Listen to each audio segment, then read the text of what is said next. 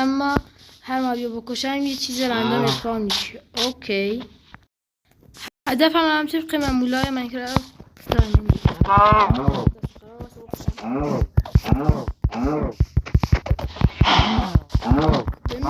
خدا بمیر تو نرو تو همین الان کم روی زامبی داره با سرعتی فیلم هم یکم آقای شمپی درست کنیم بریم بودیم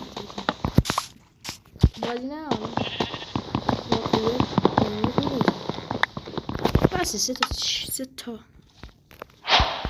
همین کراتین تیبل هم بسازیم. یه شمشیر بتونم بسازم شاهکار کردم.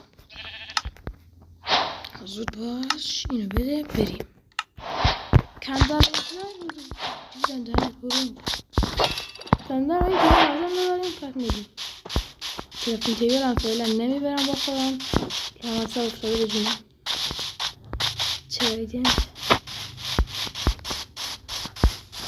بابا سلام من ریدم دارم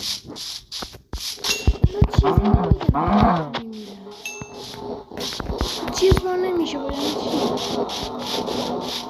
خدا همین رو بکشم چیز نشه ویل میکنم میرم مثلا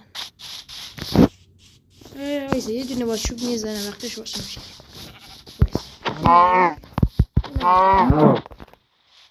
چیزی نمیشه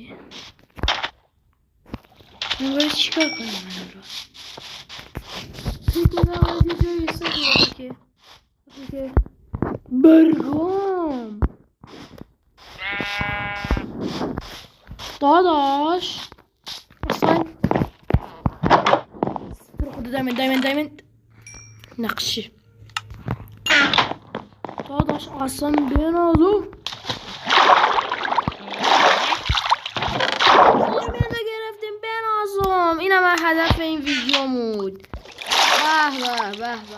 اگه نمیتونید کانال ببینید ویدیو کم یوتیوب کم ویدیوها رو کوچیک‌تر میکنه. اینا دایمند بنازم تو این چست بود اولین ایول